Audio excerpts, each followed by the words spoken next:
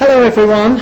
As it went quiet spontaneously, we might as well begin now. So I'm Stephen Mumford. I'm Dean of the Arts Faculty here at the University of Nottingham, and I'm going to introduce tonight's public lecture. And the lecture's going to be given by Peter Ling, who is a Professor of American Studies here. He's also head of our Department of American and Canadian Studies, which is, I'm going to say, certainly the leading unit on American and Canadian Studies in Europe. We're very proud of that. As you know, Peter's going to be talking tonight to mark the 50th anniversary of the assassination of JFK. Just a couple of things. One is Peter will be signing copies of his book outside after the lecture. There's a paperback edition which is available. And then the other thing, some of you have been given index cards, and you're invited to write any questions down on that you might prefer to do it that way. There will be a Q&A session at the end, and I'll ask for a question. And while Peter's answering that question, we're going to gather up the index cards, and then he can look through them and see if there's anything to respond to. So Peter, as I say, Professor of American Studies and an expert on American civil rights movement, and now one of the leading experts on the Kennedy assassination. And this public lecture tonight is a series, a number of events in which he's involved this week, including, I hear, the Jeremy Vine show on Friday at lunchtime, which my wife listens to every single day. So that's really excellent. Now, as Dean of the Arts Faculty, I'll tell you, I'm actually a philosopher, and because philosophy is in the Arts Faculty, and I often get asked to introduce public lectures like this in the faculty, and I'm always very pleased to do so, because I often learn about new things that are outside my own discipline. However, tonight is a really special one for me, because this is an area in which I've always had a real fascination. I think when I was a teenager I saw the Mark Lane film Rush to Judgment, which was a 1967 film or something, one of the first sort of conspiracy theories to come out. And so I loved that film, rushed and got the book, and then of course we had the Oliver Stone movie coming out, which was alleging conspiracies involving just about everybody who was in Dallas on that fateful day. It's going to be a real pleasure to hear this tonight, Peter, and I'm really looking forward to your perspective on it, your measured view on things. I think we're all going to learn a lot, and I'll hand over to Peter. Thank you very much. Thank you.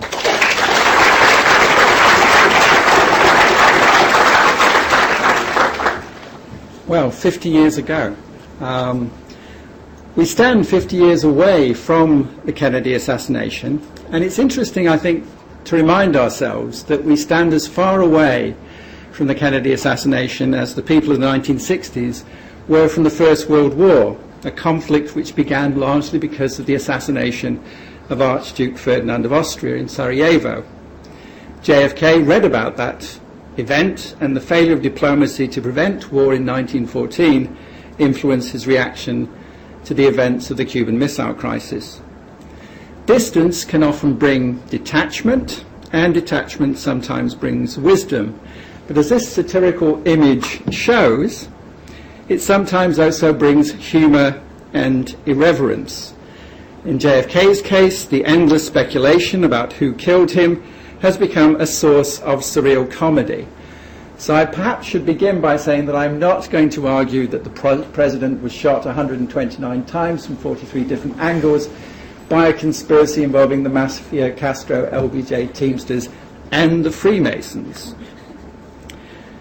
In addition to everything else, the Kennedy assassination is a philosophical problem.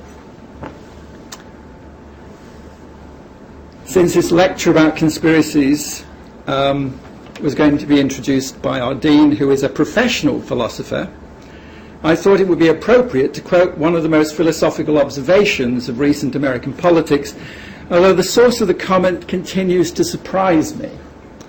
So Donald Rumsfeld, during the run-up to the Iraq War, said the following: "There are known knowns. These are the things we know that we know. There are known unknowns. That is to say, there are things that we know we don't know. But there are also unknown unknowns.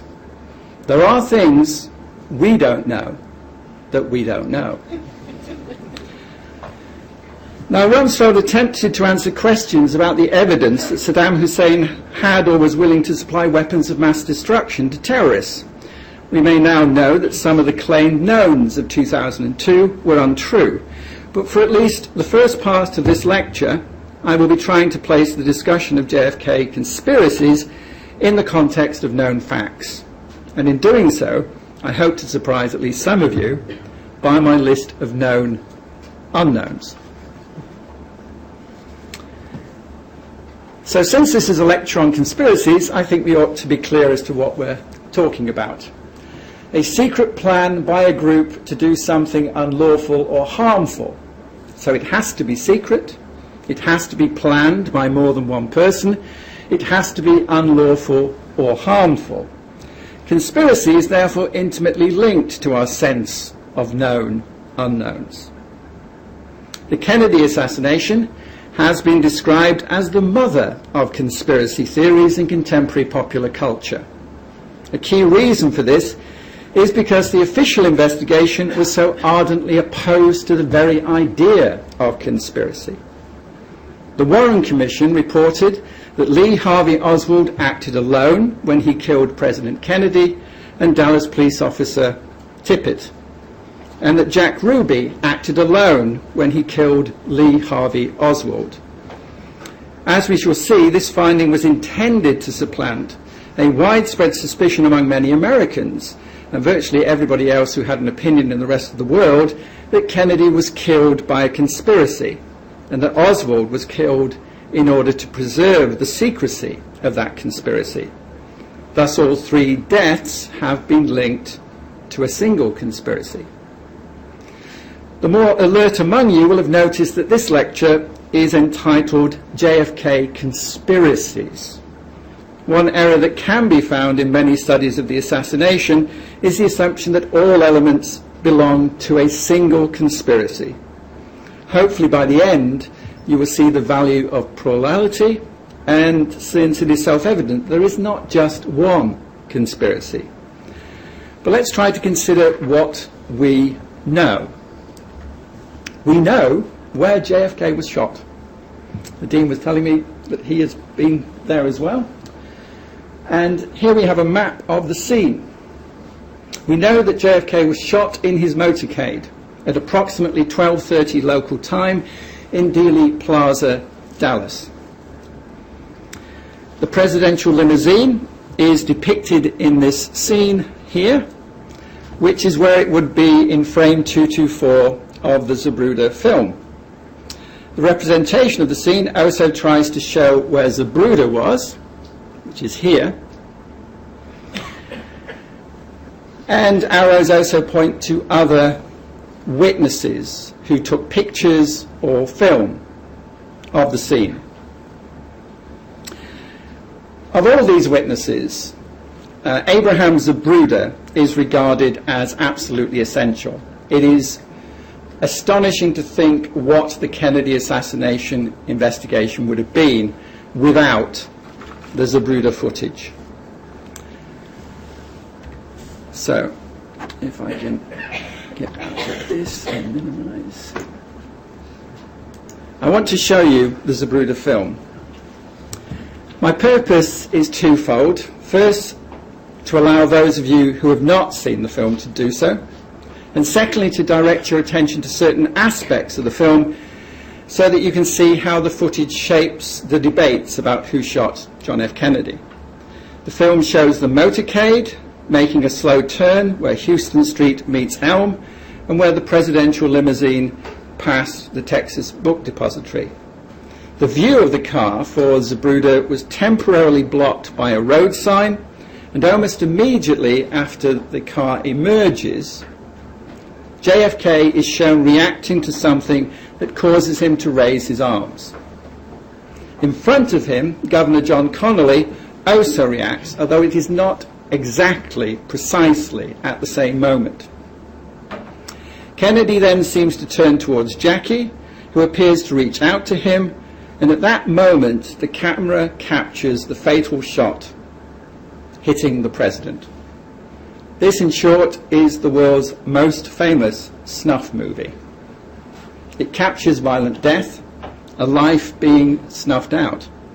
So before I show it, I think it is worth pausing to reflect on the horror it contains for those closest to Kennedy, not least his wife, who is splattered with blood and brain matter. And she is shown scrambling over the back of the vehicle, possibly in an attempt to retrieve part of Kennedy's skull. So 3 things to look for before you watch, as you watch the film. First of all, although we're going to see it in slow motion, you should be aware that the film has been used as a clock to determine the time it takes to shoot JFK. The Mannlicher Carcano rifle found at the Book Depository had a bolt action for reloading, which was slow. It also had a faulty telescopic sight. But in the period you see the Zapruder footage, 3 bullets were fired and 2 were judged to hit the president. The film also captures Kennedy's reaction to being struck for the first time. His arms rise and his hands move towards his throat. This is supposed to be the impact of what has become known as the so-called magic bullet, which passes through Kennedy and then wounds Governor Connally. Critics charge that the trajectory is impossible and point especially to a delay in Connally's reaction. Finally, there is the scene that shows the second impact. Most people who watch the film have an instinctive reaction in terms of where they believe the bullet comes from. The Warren Commission concluded that all shots came from the 6th floor of the Book Depository, which was behind the president and above him. So let's see the film.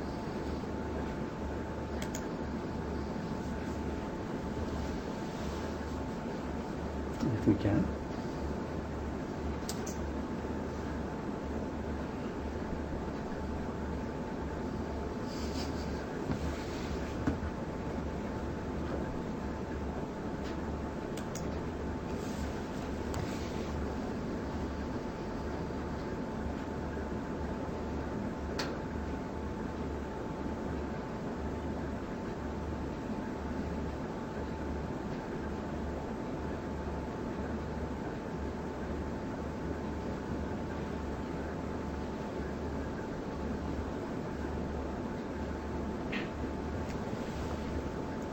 Okay.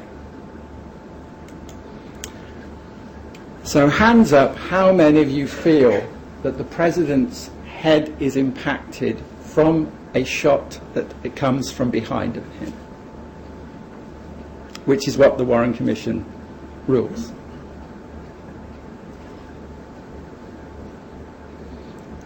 Would anybody like to see the film again before they make up their mind?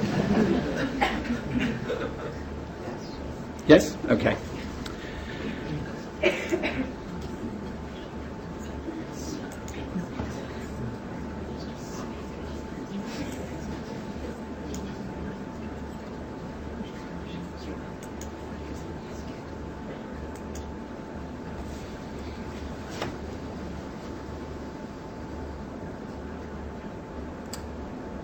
Frame 313 is when he's hit.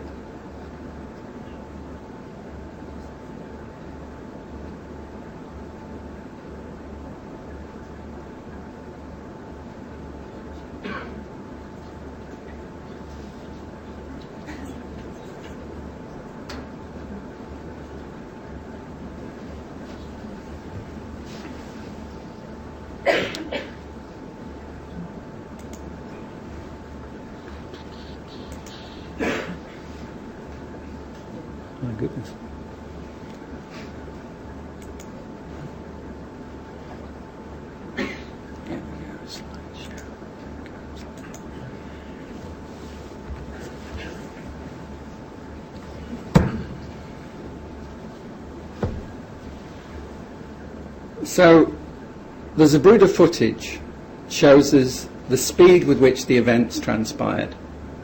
It shows us the reactions of the two victims in the car, and it shows us the extraordinarily brutal reaction of that second shot.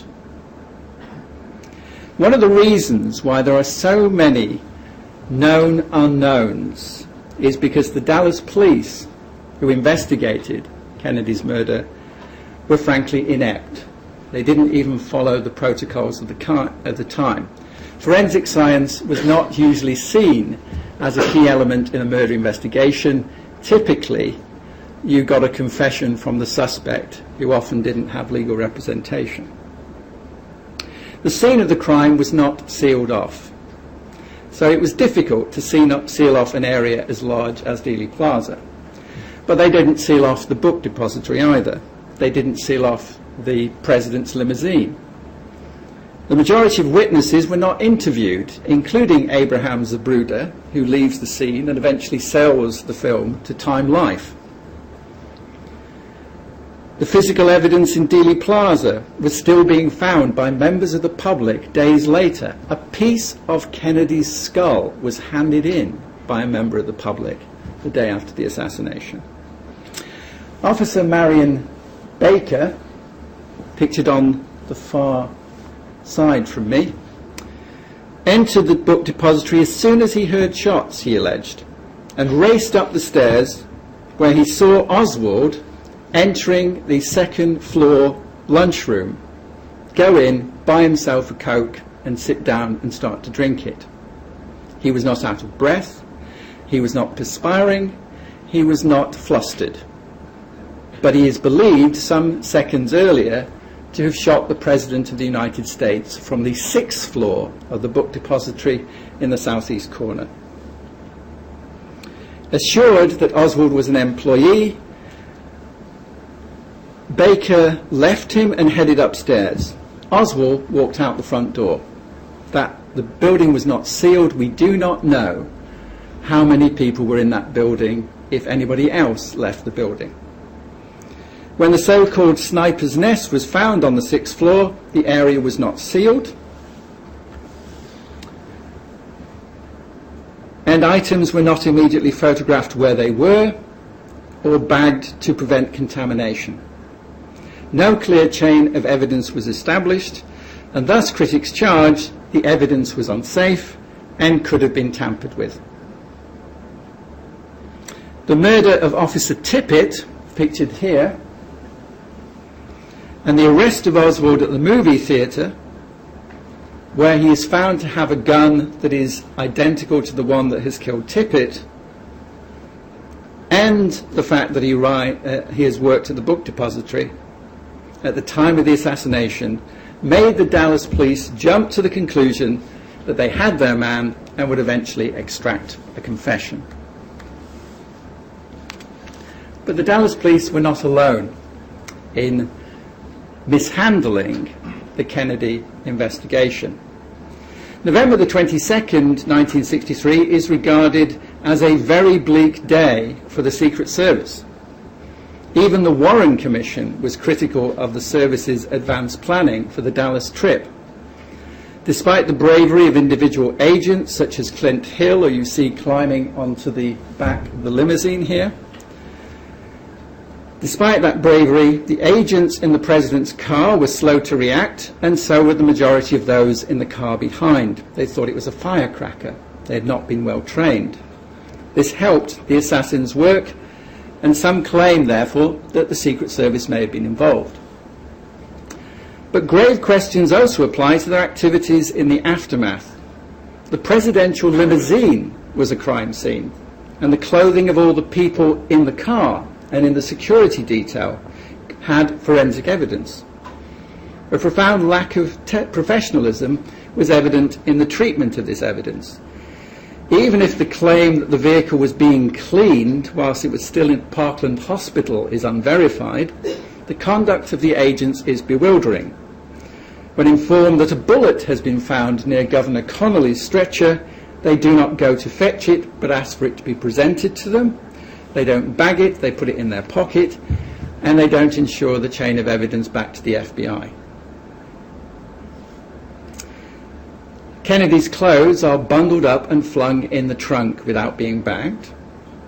The car itself is driven back to the airport, placed on a plane. Then when it arrives in Washington, it's driven over to the FBI without any concern for forensic evidence. The Secret Service also attended the autopsy at Bethesda Hospital and took custody of materials that have since, let us say, proved elusive. Before we get to the autopsy, we have to acknowledge that Kennedy was treated for about 40 minutes at Parkland Hospital, where futile efforts were made to save him and life-saving surgery was performed on Governor Connolly. They had actually a very excellent trauma team at Parkland Hospital. The key doctors, seen here, Malcolm Perry and Kemp Clark, were expert surgeons, but they were not used to answering press questions, and their answers have certainly fueled conspiracy theories, since they spoke of entry wounds in the front of the president and didn't give a precise location to those wounds. It was also at Parkland that a further complication arose which adds to our sense of known unknowns in the Kennedy case. As a murder victim in Texas, his body should have been subject to a post-mortem examination by the county medical administrator there. Earl Rose, the medical examiner, tried to insist on that law, but had been physically brushed aside by the Kennedy entourage, who knew that Mrs. Kennedy would not leave Dallas without her husband's body, and also that she was anxious to get away. Since the Secret Service assisted in the removal, critics charged that this was done to permit a cover-up. Kennedy's public career was founded on a conspiracy. It was rooted in deception. He had been a desperately ill teenager, suffering recurrent bowel problems and fevers due to infections, all of them stemming from an underlying adrenal gland dysfunction that gave him a form of Addison's disease. His father's millions ensured that he got experimental steroid treatment before it was generally available. His father also pulled strings for him to serve in the Navy in the South Pacific, and this experience and the injuries he got during the war were then used to mask his physical problems. Fevers were attributed to malaria contracted during the war. His severe back problems were due to his heroic actions as the commander of PT 109. In reality, the steroids he was taking contributed to a rapid deterioration of his spine that obliged him to have surgery to fuse vertebrae and required him to wear a brace for support. The president who is shot in the car cannot duck because he's wearing a corset that won't let him. The removal of the body from a civilian hospital to Bethesda Naval Hospital enabled the family to have far greater control over the autopsy. The family clearly stated that they wanted only a partial rather than a full autopsy. The House Committee on Assassinations in 1979 concluded that a more extensive but not full investigation occurred. The family, perhaps understandably, have been insistent that access to autopsy records should be restricted, and the photographs widely available indicate why they regard these images as an intrusion on their privacy. Unfortunately, what is available has not helped to quell speculation.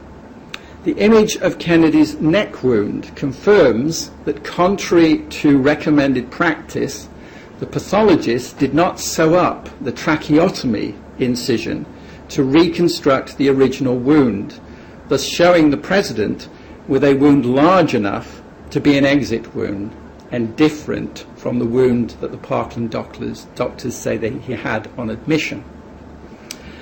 The number of photos extant from the autopsy does not correspond to the number of photos taken during that procedure.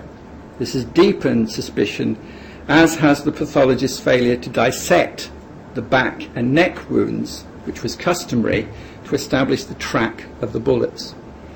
The Warren Commission's misplacement of the rear wound from the thoracic spine to the neck, and here it's being shown in the back rather than in the neck, has been seen as particularly suspect. The House Committee was also dismayed by the failure to section the brain, which might also have helped to track the direction of the bullet in that area. There's been controversy over the authenticity of the X-rays as well as the photographs, and similar reports of X-rays being taken that are for some reason no longer extant. However, if one accepts that the X-ray on the left is a valid one, the damage it shows is not consistent with the entry point referred to in the autopsy report, but is consistent with a bullet entering from behind. Critics of the lone gunman theory also insist that the X-rays cannot be genuine if the photographs that show the back of Kennedy's head as being intact are genuine. The Bethsaida pathologists were puzzled by the absence of bullets or fragments.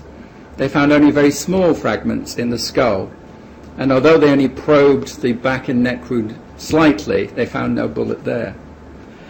The different behavior of the two bullets has been seen as hard to reconcile with a single gunman with one weapon firing from the same location in rapid succession, and has led some to speculate that the head wound may be the result of two simultaneous strikes of different ammunition, therefore from different locations.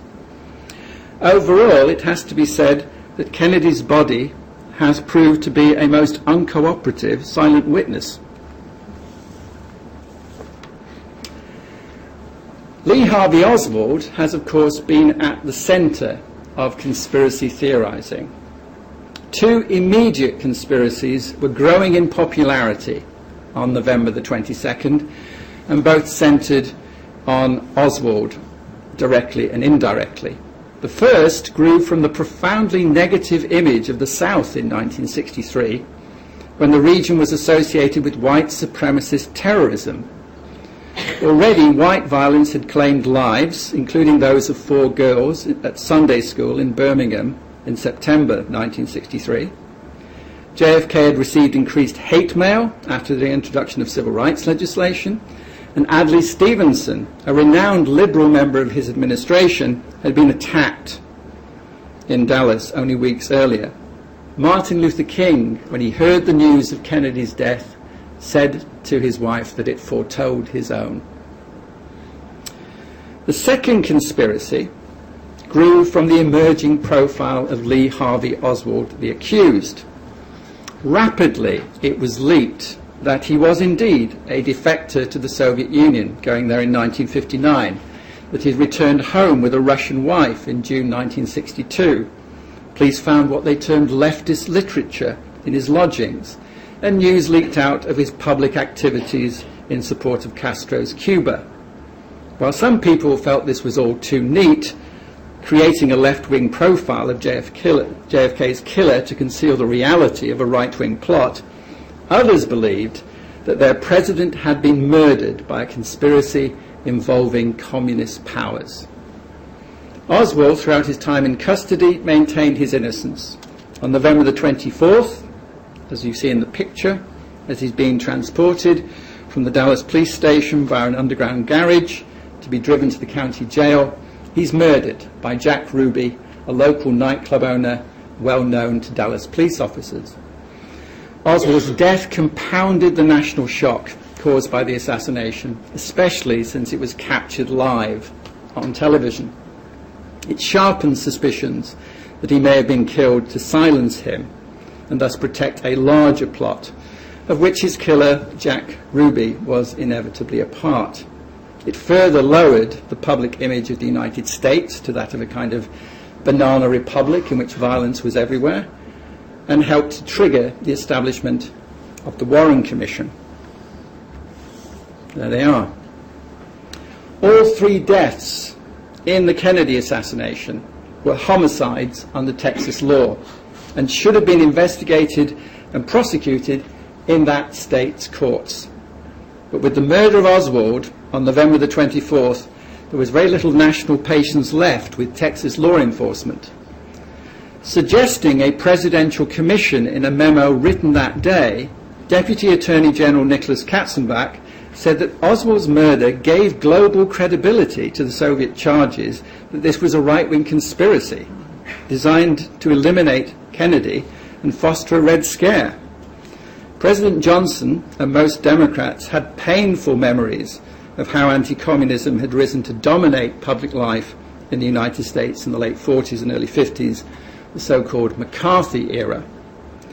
Seeking to persuade Chief Justice Warren, the man handing him the report, Earl Warren, who was very reluctant to head this commission, Johnson spoke explicitly about the growing public anger at the possibility of communist involvement and how that could trigger a nuclear war that would quickly cost 60 million American lives. Typically, critics of the Warren Commission see it as a cover-up to protect the guilty, rather than an anti-war measure intended to protect the innocent. Although a majority of Americans do not accept its findings, the number of those who do is today higher than it was 10 years ago. The man who appointed the Warren Commission was Lyndon Johnson, and has himself been a suspect in the conspiracy theories surrounding Kennedy's death. The vice presidency exists in the shadow of death. Most people felt that Lyndon Johnson, who was regarded as one of the most powerful leaders of the Senate in its history, would only have taken the post because he knew that Kennedy had an illness that might make him completing 2 terms seem doubtful. The murder occurs in Johnson's home state of Texas, and he is the obvious beneficiary. It is easy to find instances of Johnson speaking ill of the Kennedys, although most of his spleen was directed at Bobby and not Jack. But motive alone is insufficient. And theories that simply assume that Johnson had plenty of friends in Texas who could orchestrate a killing and the cover-up do not actually produce compelling evidence. There is one woman who claims that she was Johnson's mistress and he told her the night before that he wouldn't have to worry about the Kennedys anymore. She's also, at the same time she was giving interviews, receiving extensive psychiatric treatment. But in the absence of such basic facts as to how many shots were fired, how many wounds were inflicted, where was Oswald in the Book Depository at 12:30, and were there other gunmen behind the picket fence on the grassy knoll or on one side of the triple overpass, or indeed elsewhere, there is always likely to be some conjecture that Johnson was complicit in the event. Johnson himself seems to have believed that the murder may well have been committed by Cuban agents in retaliation for the numerous attempts on Castro's life made by the Kennedys. They had a secret program, Operation Mongoose, targeting Cuba. He learned of Operation Mongoose, and Johnson declared that the Kennedys were operating a murder incorporated in the Caribbean.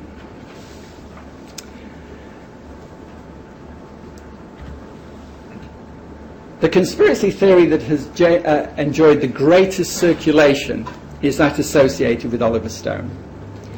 Stone's well-known 1991 movie used the Zapruder footage extensively and gave both Lee Harvey Oswald and Lyndon Johnson some attention.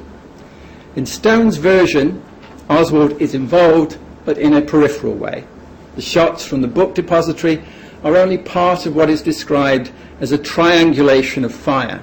For Stone, far more important than the logistics of how the killing occurs is the question of why Kennedy is killed at that particular moment.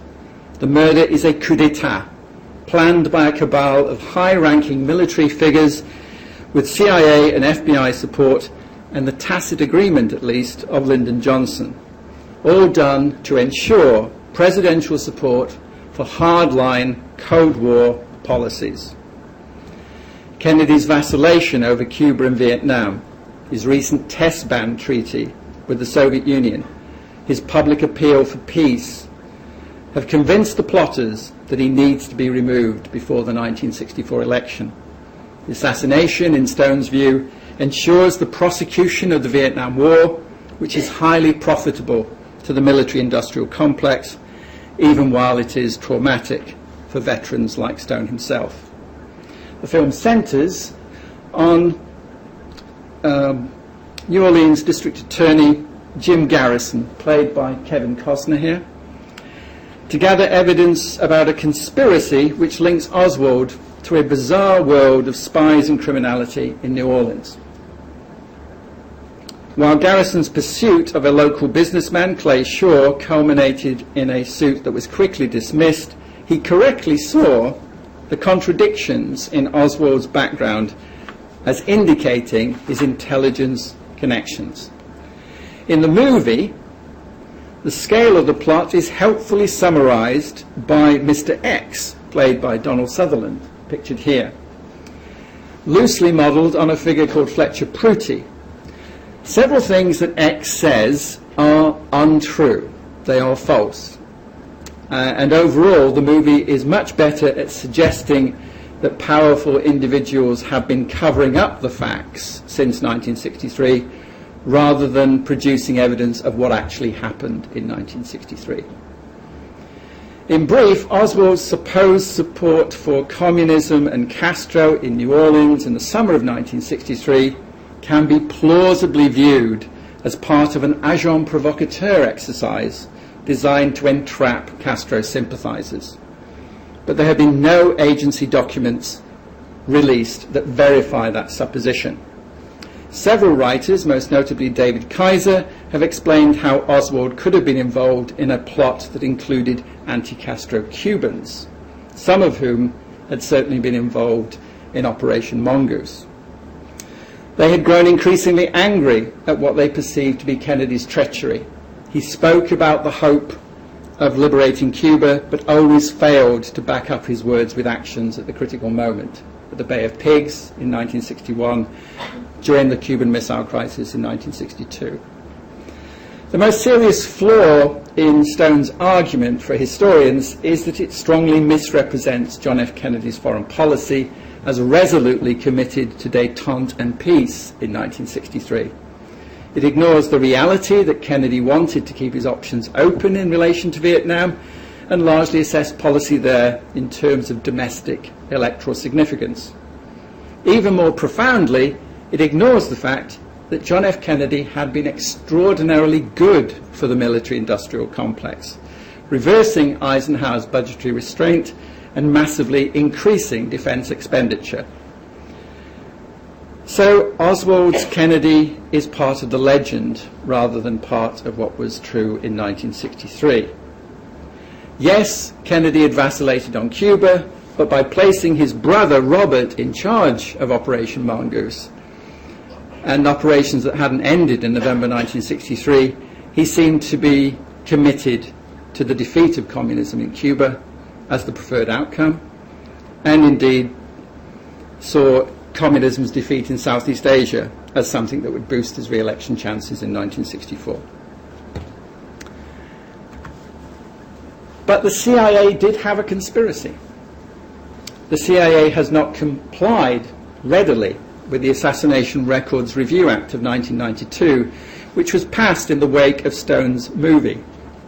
Its failure to do so, like that of the FBI, may be explained by the reflex reaction of large organizations to cover up when something embarrassing happens. But it is also a product of the fact that the CIA, like other covert intelligence agencies around the world, is inherently deceitful and is commissioned to act in ways that overstep normal moral boundaries. This was clearly true in 1963, especially if one acknowledges that the agency was not a monolith but a composite of fairly maverick operations. There were things that its new director, John McCone, did not know, nor necessarily want to know. McCone was shocked to learn on November the 23rd from his Mexico station chief, Winston Scott, that Oswald had been seen in Mexico City at the Soviet embassy. Scott identified Valery Kostikov, a known KGB operative who had participated in assassinations, as one of Oswald's contacts. On November the 26th, the CIA sent a letter from Gilberto Alvarado, a Nicaraguan agent who had infiltrated the Cuban consulate. He claimed to have seen Oswald receive a payment of $6,500 from a Cuban official on September the 18th. This is the CIA conspiracy that we do know about. And it was designed to provide evidence of links to Cuba and the Soviet Union in order to spark military action. These revelations prompted Johnson to form the Warren Commission. The FBI angrily asked the CIA for photos and taped phone calls that they had of Oswald in Mexico. And when these were flown to Dallas, FBI officials quickly confirmed that the man depicted and the voice recorded was not Lee Harvey Oswald, certainly not the man arrested in Dallas. J. Edgar Hoover immediately phoned the president to that effect. Similarly, the FBI established that on September the 18th, Oswald could not have received money in Mexico City since he was seen by numerous witnesses in New Orleans, a city which he did not leave until September the 25th. When confronted, Alvarado admitted that he'd made the whole thing up, hoping to incite hostilities. This illustrates that there were individuals in the agency who were seeking to engineer an attack on Cuba in November 1963, but they were not successful. It does not prove that the CIA killed Kennedy. At the same time, there have been interviews with Soviet officials who were serving in Mexico City at that time, and they report that Lee Harvey Oswald, the real Lee Harvey Oswald, did indeed come to the embassy to try to hasten a return to the Soviet Union for him and his wife and children. They also note that they did not trust him. Other sources suggest that Oswald's trip to Mexico was part of his CIA work attempting to uncover pro-Castro networks, and that therefore his trips to these foreign consulates was essentially fishing expeditions for the agency. But this is speculation. The main attempt that we know of is the plot to exploit the killing. After that, the possibility that more of its clandestine operations would be exposed made the CIA a full participant in any cover-up that followed. If the CIA had grown in resources and influence since 1947 as a Cold War institution designed to protect America from external threats, then the FBI had adapted its role from the pursuit of public enemy number one, the gangsters of the 1930s, to the pursuit of subversives in the 50s and 60s. Throughout that time, the man depicted on the left here, J. Edgar Hoover, was its director.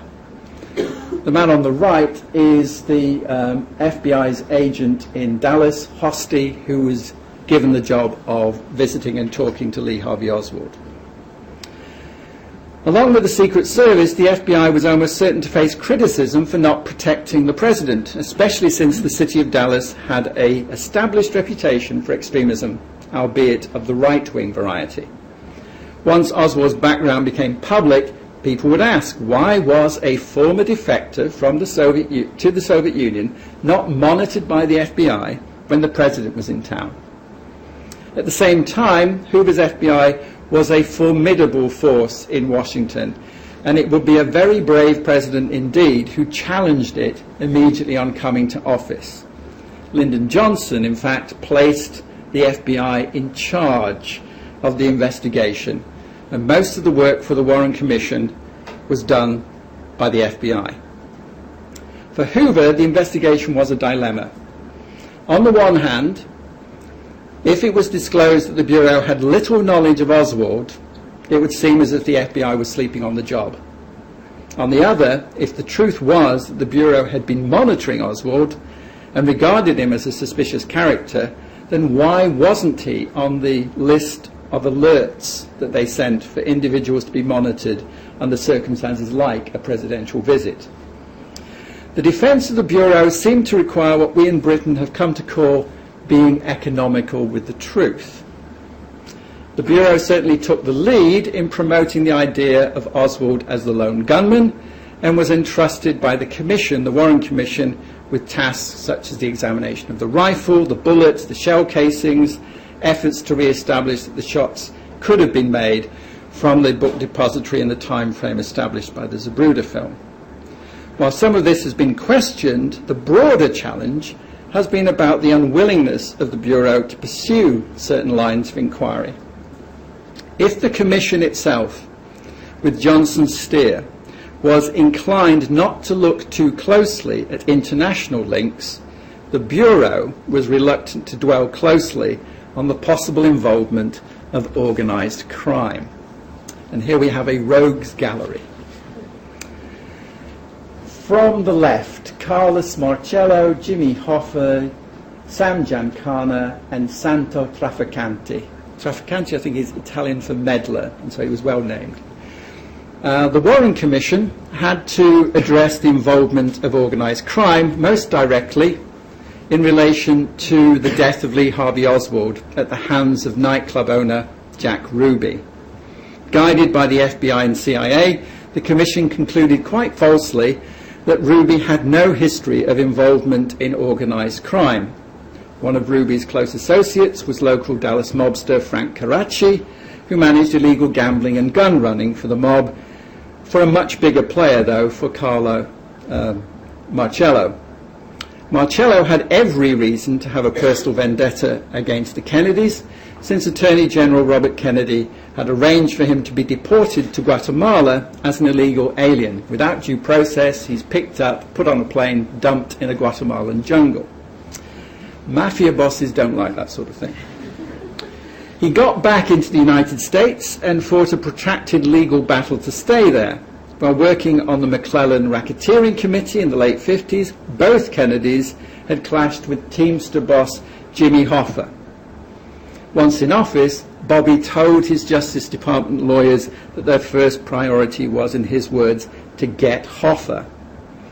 Illegal wiretaps on both men picked up conversation in which they spoke vengefully about the Kennedys, and also conversations in which, after the assassination, they celebrated the president's death.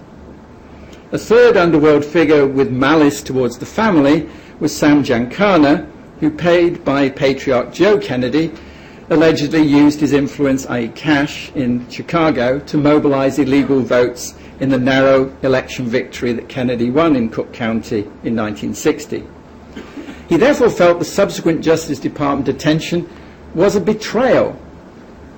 With interests in Las Vegas as well, Giancana had a relationship with local showgirl Judith Campbell beginning in 1959, but he discovered that he was sharing her favours with the presidential candidate, John Kennedy, by 1960.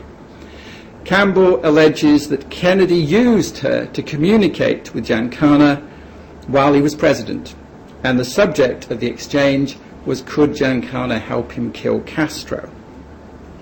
The fourth figure depicted, Santo Trafficante, also had strong ties to Cuba. His family had controlled the lucrative casinos in Havana before the Cuban Revolution. Castro had him arrested when he seized these assets. In the summer of 1959, Jack Ruby visited Havana several times and is believed to be ferrying money to Trafficante aides, who then use it to bribe officials to get him out of the prison. He relocates to Tampa in Florida and remains a key crime figure there, negotiating agreements with Giancana and Marcello.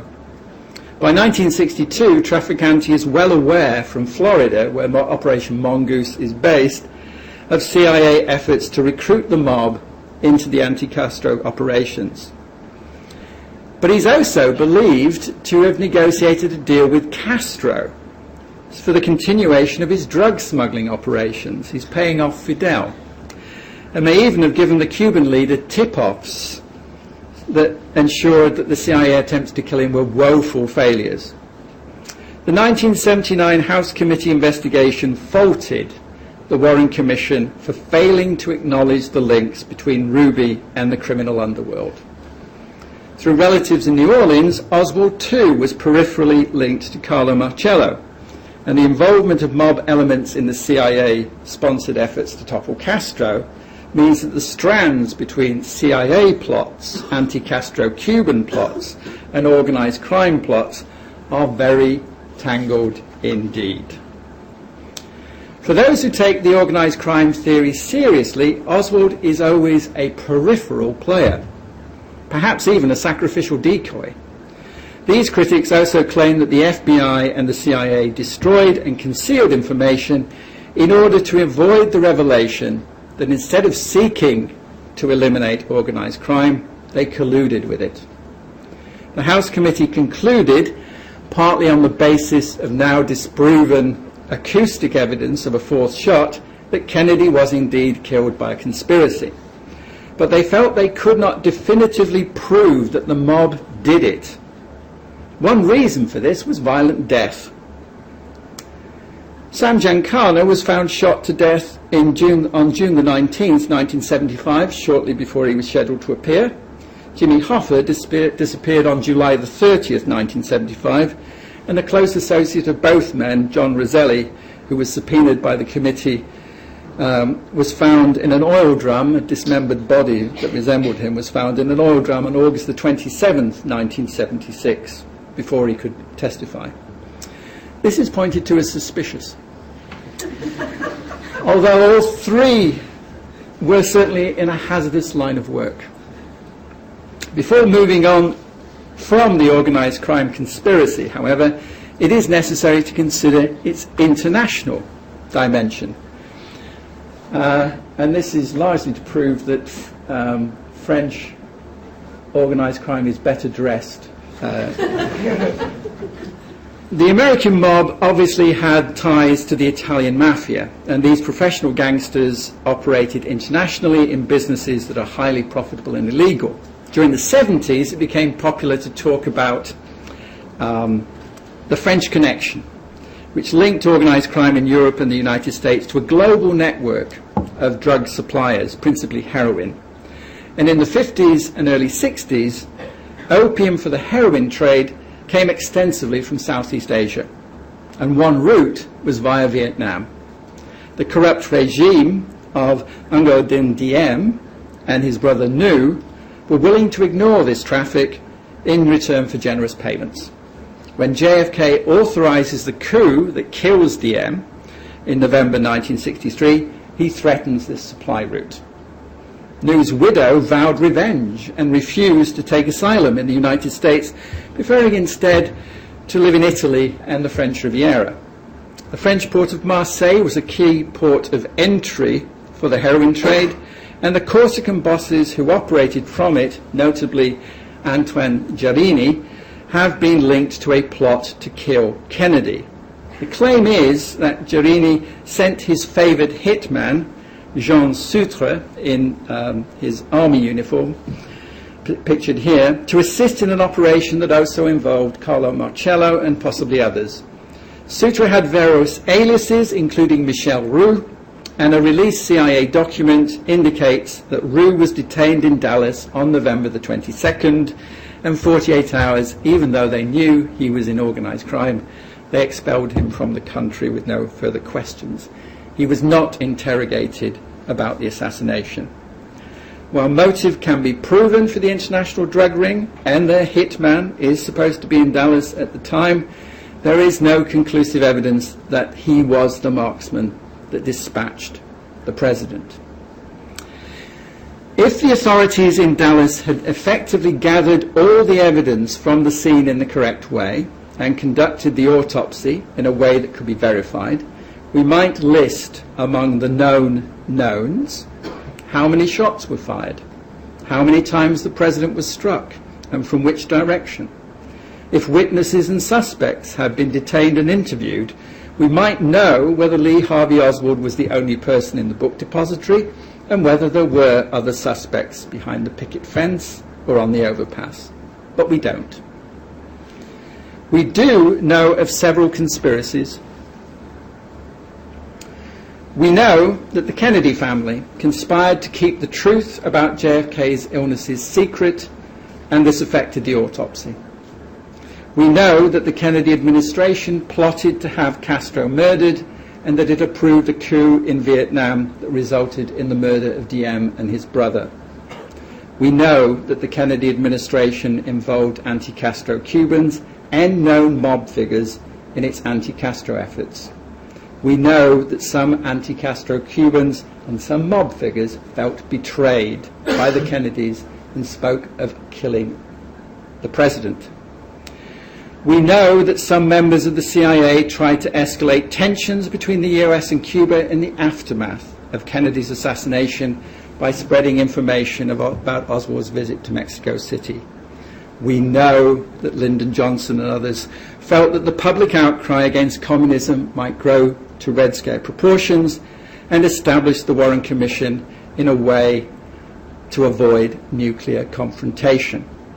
We know that the Dallas Police and the Secret Service were incompetent in their handling of evidence, and that the FBI and CIA, to put it mildly, were uncooperative, as both agencies tried to back the idea that Oswald was a lone gunman while simultaneously minimizing their supposed prior knowledge of him.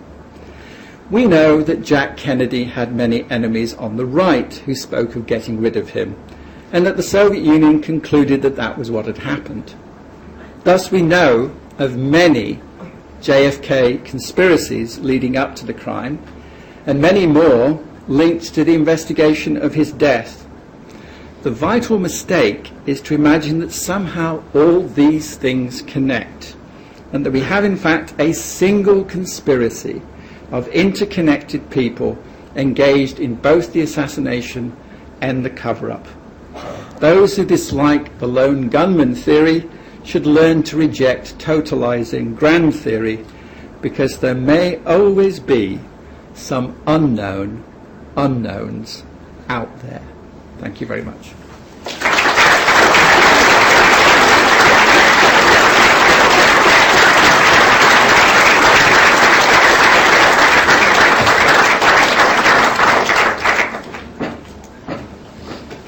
Thank you very much, Peter. Now we've got time for some questions and answers, but just as we get started off, if anybody's got cards with questions on, can you pass them towards the aisle, and Zoe's going to collect them.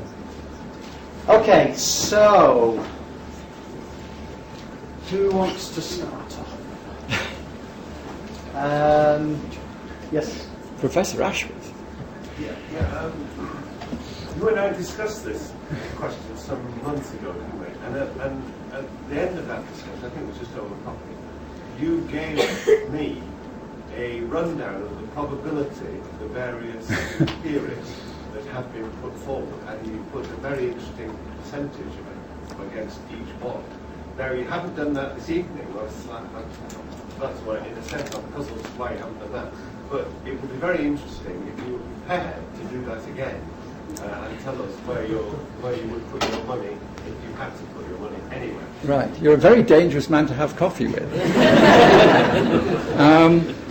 Right, I have also not mentioned a lot of conspiracies that have been given some credibility. I mean, one which some people in the audience may have seen on Channel 5 recently says that it is all a dreadful accident, that Oswald does take a shot and hits Kennedy in the neck, and then somebody in the Secret Service car behind with a high-velocity rifle picks that up, switches the safety off it, goes to turn towards the building behind him, and bang, it goes off by accident, and he shoots the president.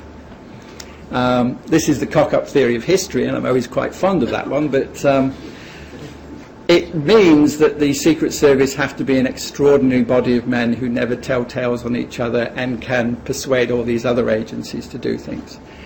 I also haven't talked about the real conspiracy buffs who say that it's all the work of the Bilderberg Group and other 6-foot lizards in human form who have occupied powerful positions across the globe.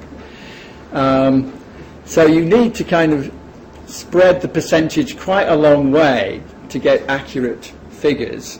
I guess I'm beginning to be more persuaded that the Warren Commission's insistence that it's Lee Harvey Oswald alone doesn't make sense to me, and that therefore there probably was other involvement. And of the people who are capable, more than capable of doing it, the two that stand out are the mob they do this as a living, as it were, and the CIA. But again, I think we don't have proof of that. And certainly I would be reluctant to see it as the whole CIA rather than certain individuals within it. And similarly, I think the mob, it is particular gangland leaders rather than all mobsters. So those would be my prime suspects. But we don't have evidence to bring them to court. Right. This one. Right. Oswald supposedly said, "I'm just a patsy" before he died. How do you think this fits in with the conspiracy theories arguments and something for the in relation to the Warren Commission anyway? Yes, Oswald always maintained his innocence and said he was just set up. And clearly, if you believe some of the things that are said about Oswald, namely that he was not supposed to be a very good shot, that he was in the second floor of the Book Depository and not on the sixth floor when he's first seen, then there does begin to emerge a possibility that although he is involved in the conspiracy, he is not the gunman. He's kind of found the Book Depository as a potential target point. He's going to let somebody else in and get them up to the sixth floor to take a shot whilst he makes sure they're not interrupted. And then he expects to leave the building and potentially rendezvous with somebody else. The problem for Lee Harvey Oswald is that the evidence against him in the killing of Officer Tippit is much more substantial. The number of eyewitnesses who say that he is the one, and the fact that he's carrying the gun that appears to be proven to be the gun that kills Officer Tippit, does tend to make Lee Harvey Oswald look guilty of something. You don't shoot a police officer at close range unless something is troubling you. So I think there is a possibility that Oswald was not the gunman, but another part of the plot to kill Kennedy. Right, any more? I hate to be typically morbid. I've heard contradictory stories of what happens when somebody's shot in the head, and whether it throws. I'm brought up on Hollywood, and if you're shot from the front, you propel 20 feet up in the air backwards. Yeah. And yet I've heard quite a few other experts that say actually the complete opposite is true, and that when you're shot, the entry wound is small, the exit wound is large, and therefore it actually propels you forward towards the shot. Like a jet propulsion. Yeah. Which one is true?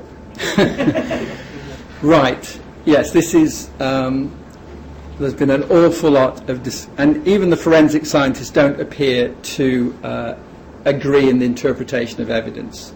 Part of the problem is trying to establish how people react to high-velocity weaponry is difficult in the absence of volunteers.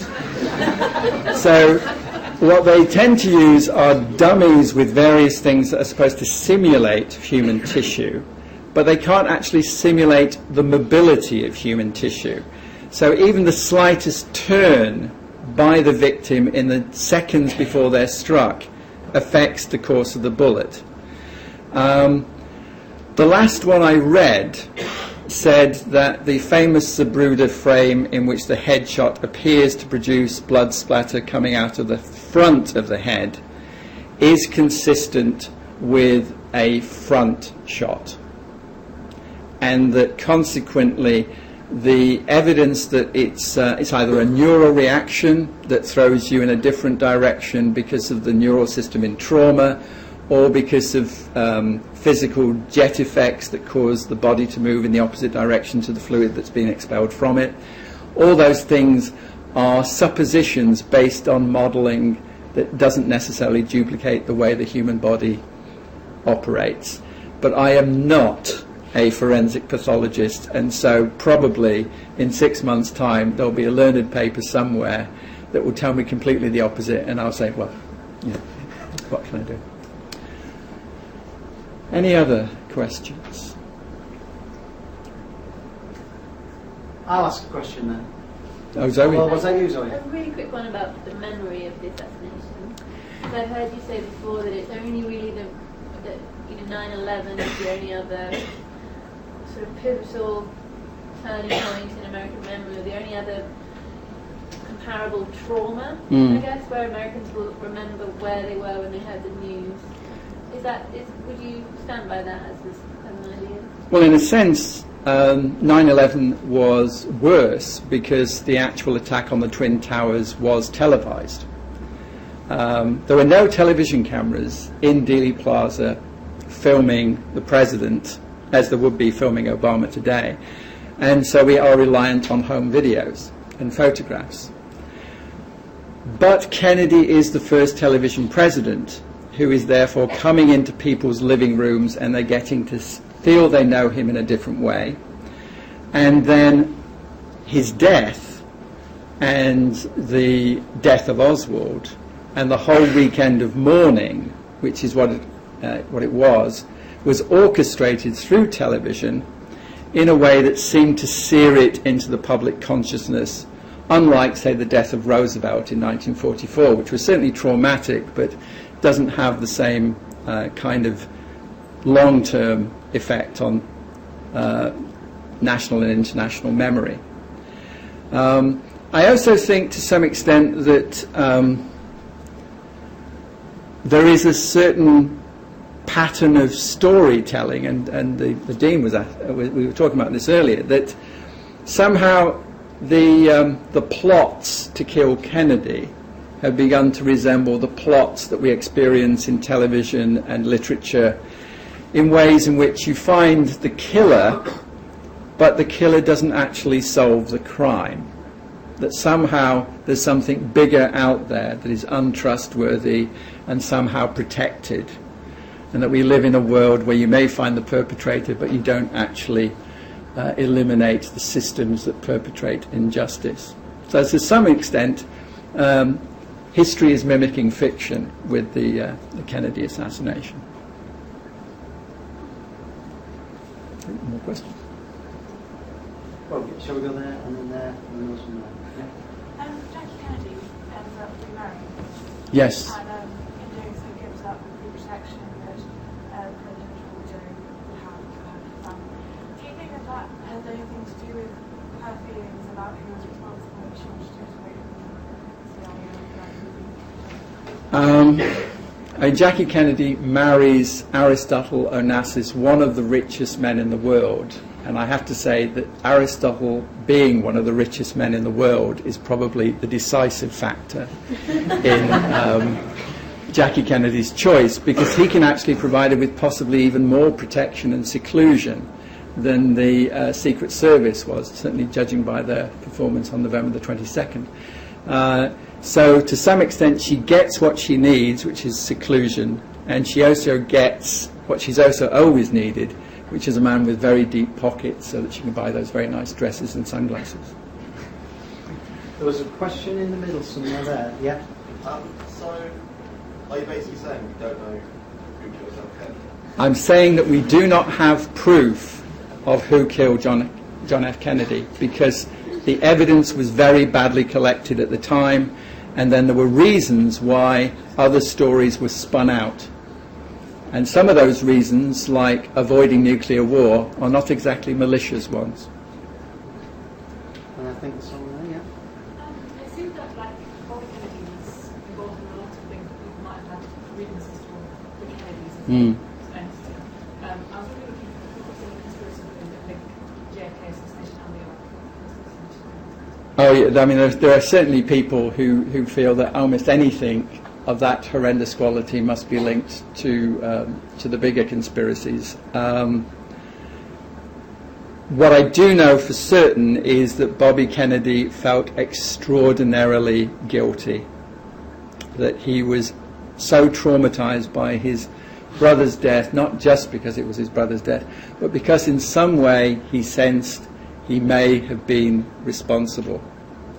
That what he was doing in relation to organised crime, what he was entrusted to do in relation to the Cuban question, what in fact he was entrusted to do on civil rights. He'd pressed him to introduce civil rights legislation.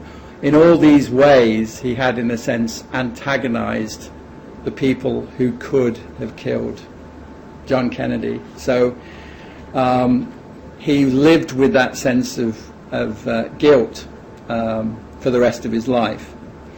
And to some extent, he, of all the Kennedy brothers, is the one who feels that he must then be the best that his brother could have been. So Bobby Kennedy becomes the great liberal hope that John F. Kennedy was very reluctant to be.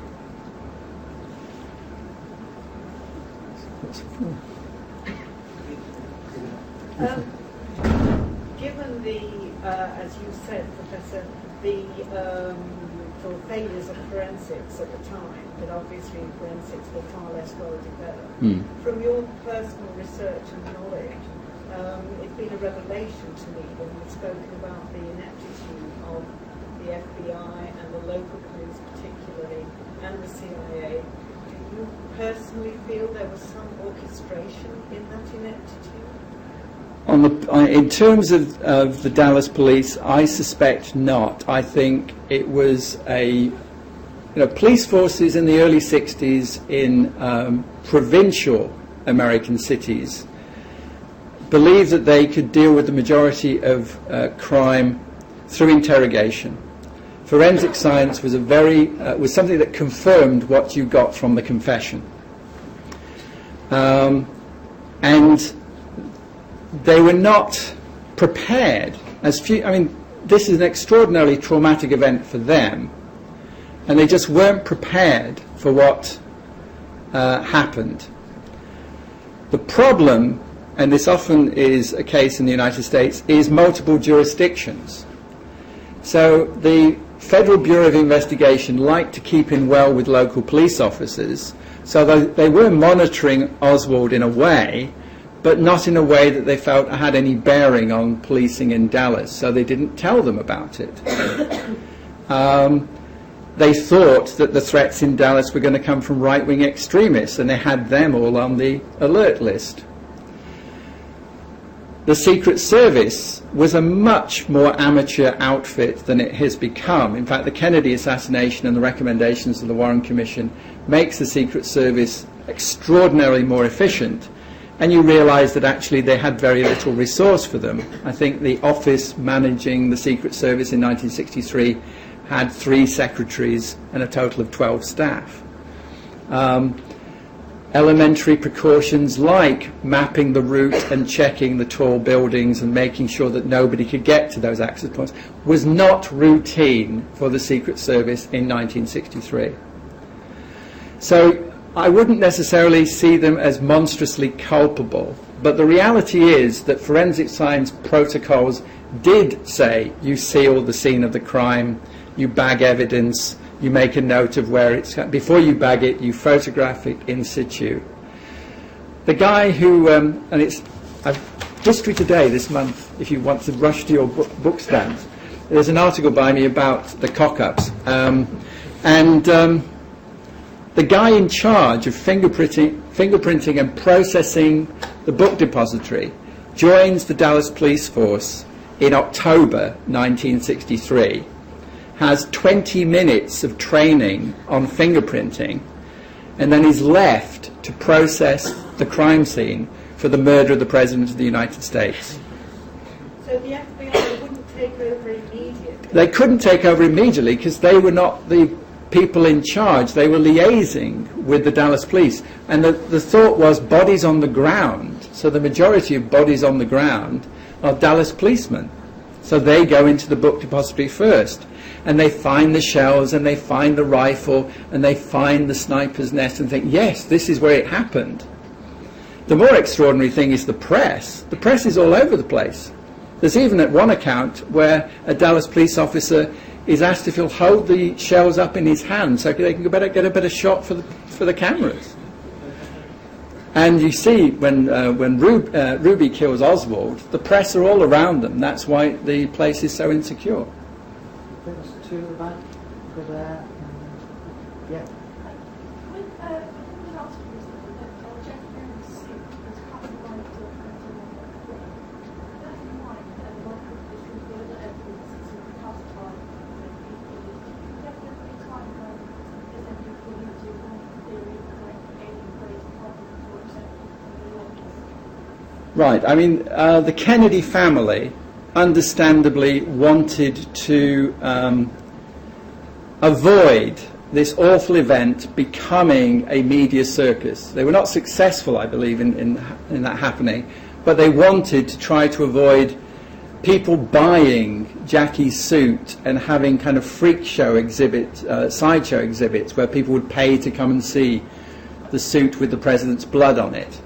So there was a reason, a genuine family reason why this restriction was placed, and families whose belongings go to the National Archive can put restrictions on entry. The 1992 Assassination Records Review said that all records in both public and private hands should, wherever possible, be released with all due speed.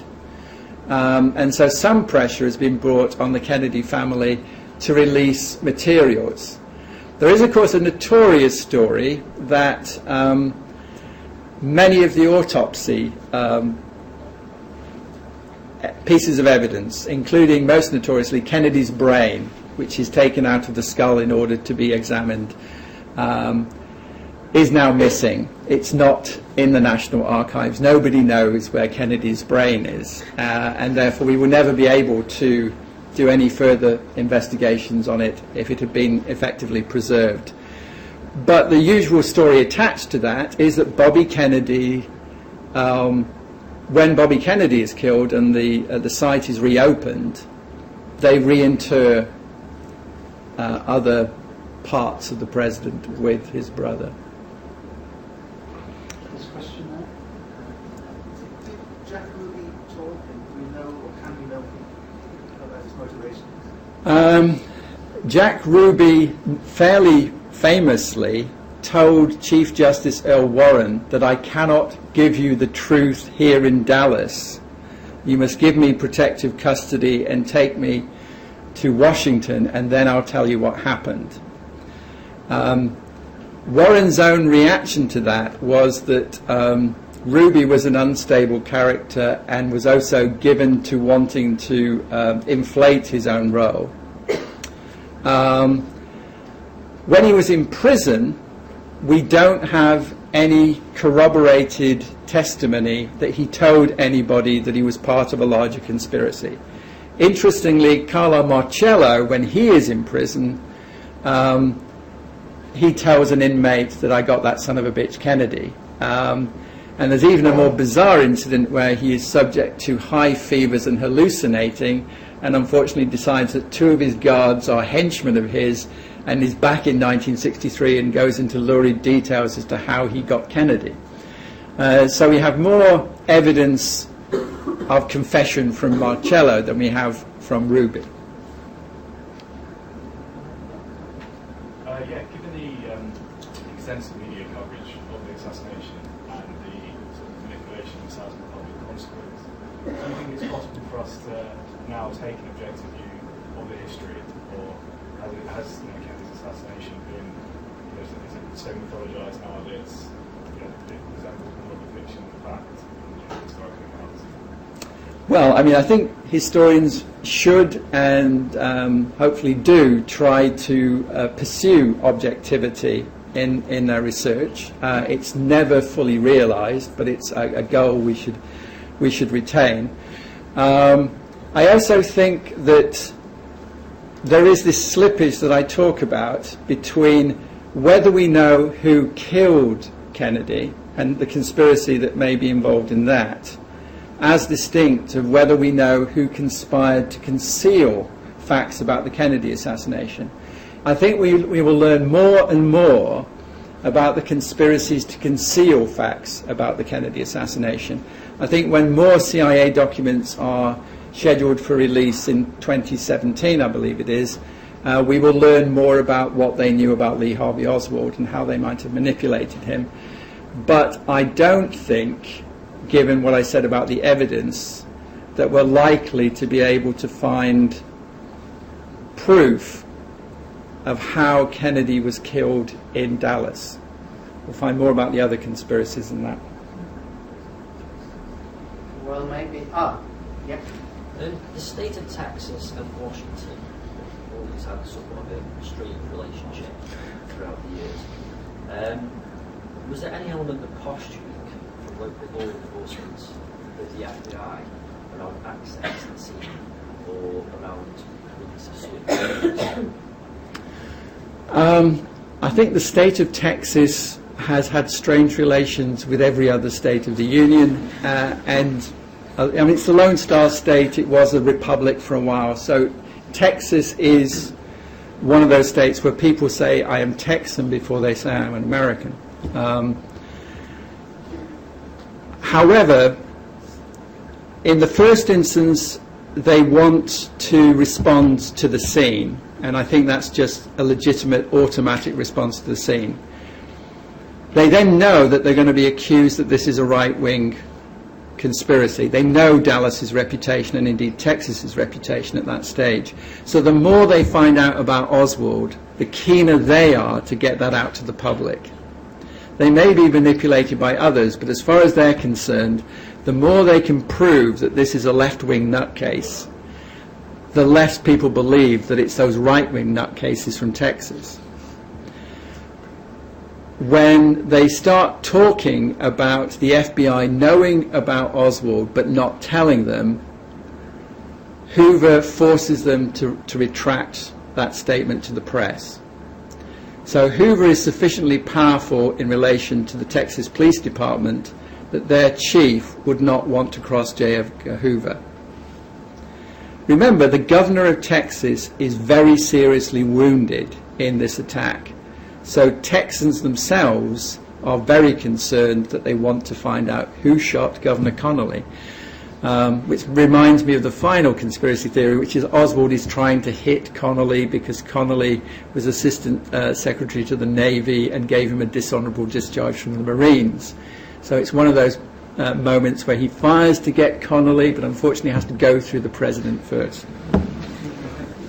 I'll ask the last question, okay, if I may. So a few people have talked about fact and fiction, and I'm quite interested in this idea that we're trying to construct a story about the few known facts. And the fascination we have with the Kennedy assassination reminds me a bit of the fascination with the Victorian Whitechapel killings, the so-called Jack the Ripper killings, where there's a few known facts and all these elaborate conspiracies get constructed around it. In the case of Jack the Ripper, even people alleging Queen Victoria had some involvement in it. So given that we're getting further and further away from the event in time, and yet the number of conspiracy theories seems to continue growing and growing.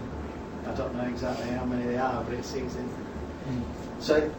Do you think that this is the interest in this really is going to continue forever and carry on growing because it's not just about discovering the facts, it's also seems to be satisfying some need that we have to construct a narrative around the known facts?